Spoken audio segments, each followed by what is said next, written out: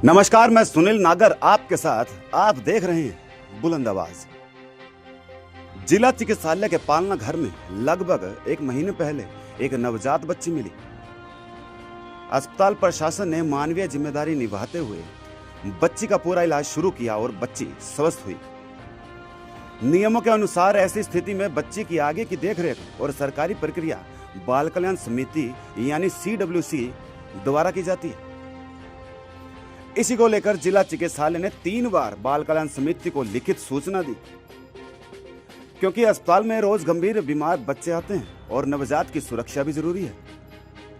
लेकिन बाल कल्याण समिति की ओर से संतुष्टजनक जवाब नहीं मिला और जिला चिकित्सालय के स्टाफ द्वारा बताया गया कि पहले 2 बार बाल कल्याण समिति को सूचना दी गई थी और कल 29 तारीख को भी एक सूचना दी गई है, लेकिन बाल कल्याण समिति के द्वारा उनको बताया गया कि उनके पास पर्याप्त सुविधाएं उपलब्ध नहीं है।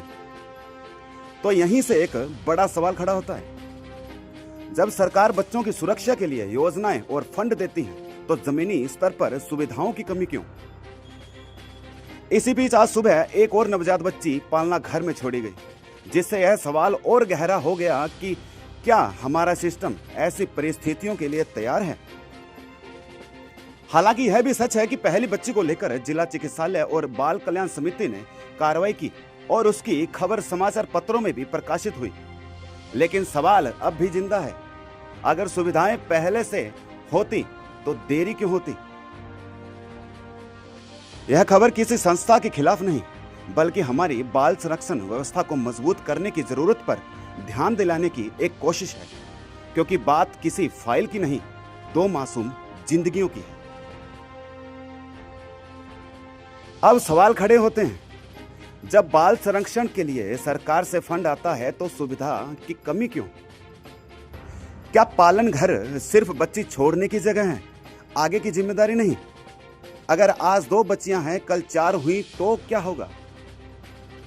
क्या नवजात की सुरक्षा बाद में सुनिश्चित की जा सकती है?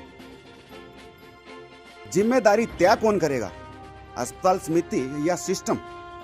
यह लापरवाही नहीं, तैयारी की कमी है और कीमत मासूम बच्ची चुका रही है। जबकि जुवेनाइल जस्टिस JJ एक्ट 2015 के तहत बेसहारा छोड़ी गई बच्ची की पूरी जिम्मेदारी बाल कल्याण समिति यानी CWC की होती है। खबर अच्छी लगी तो अपना सुझाव दें और हमारे साथ बने रहने के लिए चैनल को सब्सक्राइब जरूर करें। जय हिंद, जय भारत। नमस्कार, मैं doctor Harvinder Singh SNCU district hospital Hanumangarh से हूँ। यहाँ पर दिनांक 22/12/2025 को एक नवजात शिशु अनजान जो है पालना गृह में मिली थी, जिसका जन्म के समय वजन 2 किलो 700 ग्राम था। बच्ची पूरी तरह से स्वस्थ थी।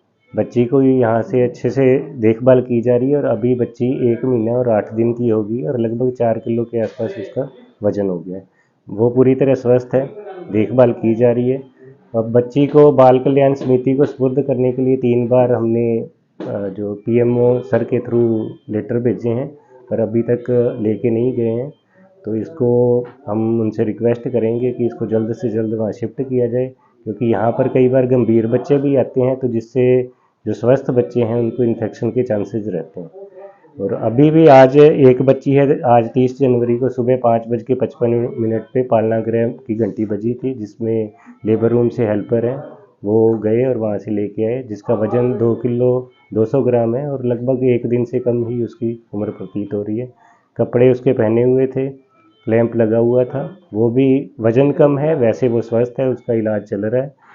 हमारी बाल कल्याण समिति से रिक्वेस्ट है कि वो जो पहली स्वस्थ बच्ची है उसको जल्दी से जल्दी अपने वहाँ पर शिफ्ट करें।